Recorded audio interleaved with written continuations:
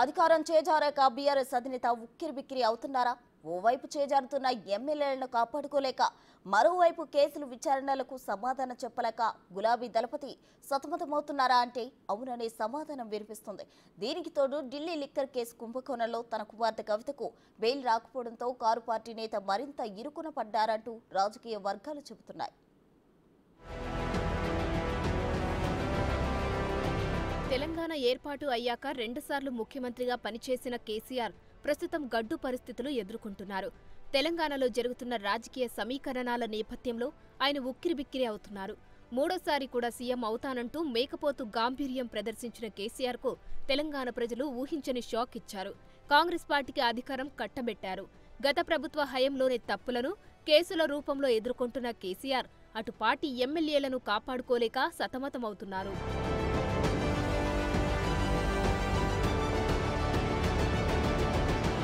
తెలంగాణలో సీఎం రేవంత్ రెడ్డి పాలన చూసిన బీఆర్ఎస్ ఎమ్మెల్యేలు హస్తం గూటికి వరుసగా చేరడంతో ఉన్నవారిని ఎలా కాపాడుకోవాలోననే సంకట స్థితిలో కేసీఆర్ ఉన్నారట. ఓవైపు చేజారుతున్న ఎమ్మెల్యేలను కాపాడుకుంటూనే గతంలో తాను అధికారంలో ఉండగా జరిగిన అవకతవకలపై జరుగుతున్న కేసుల విచారణ కూడా కేసీఆర్ మెడకు చుట్టుకుంది.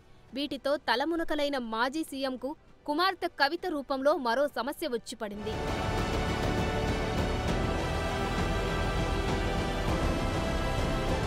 లిక్కర్ స్కామ్ కేసులో ఇరుక్కున్న కవితకు కనీసం బెయిల్ రాక కేసీఆర్ మరింత డిప్రెషన్లోకి వెళ్లారని రాజకీయ వర్గాలు చెబుతున్నాయి.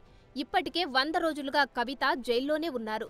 మధ్యలో బెయిల్ కూడా రాకపోవడంతో కేసీఆర్ మరింత కుంగుబాటుకు గురయ్యారని పొలిటికల్ వర్గాల్లో టాక్ నడుస్తోంది. ఊహించని విధంగా వస్తున్న వరుస షాకుల నేపథ్యంలో కేసీఆర్ ఇకపై ఎలాంటి అడుగులు వేస్తారోననే ఉత్కంఠ నెలకొంది.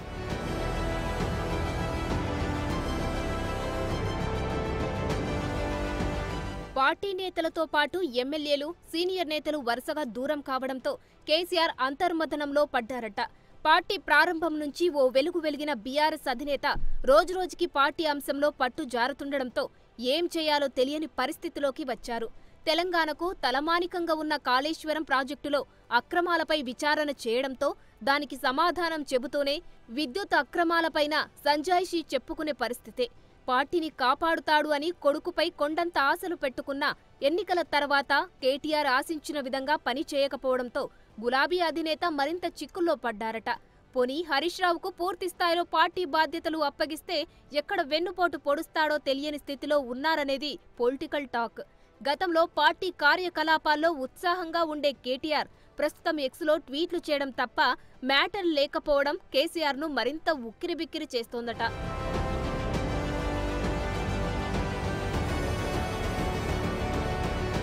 గత ఎన్నికల్లో కాంగ్రెస్ పార్టీ అధికారంలోకి వచ్చాక కేసీఆర్ హయంలో జరిగిన అక్రమాలు ఒక్కొక్కటిగా బయటకు వస్తున్నాయి. చాలా కాలంగా మేం కడిగిన ముత్యమంటూ బీరాలు పలికిన మాజీ సీఎం తన హయంలో ఎలాంటి అవకతవకలు జరగలేదని బీరాలు పలుకుతూనే వచ్చారు. ఎలాంటి విచారణకైనా సిద్ధమన్నారు. చాలా సందర్భాల్లో తొడలు కొట్టారు. దమ్ముంటే తన తప్పులను వెలికి తీయాలంటూ సవాళ్లు విసిరారు. తీరా విద్యుత్ కొనుగోలు అంశంపై విచారణ కమిషన్ వేస్తే ఇది అన్యాయమంటూ మాట మార్చారు. విద్యుత్ కొనుగోలు అంశంపై దర్యాప్తు చేస్తున్న జస్టిస్ నరసింహారెడ్డి కమిషన్ విచారణకు పిలిస్తే ముఖం చాటేశారని, ఇది సరికాదంటూ రాజకీయ వర్గాలు అభిప్రాయం వ్యక్తం చేస్తున్నాయి.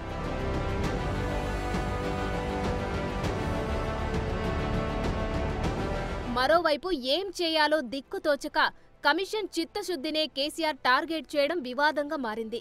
విచారణకు రాకుండా లేఖలతో వంకలు పెడుతున్నారనే ఆరోపణలను మాజీ సీఎం ఎదుర్కొంటున్నారు. ఇంతేకాదు ఏకంగా కమిషన్ను రద్దు చేయమంటూ ఏకంగా కోర్టు మెట్లెక్కారు.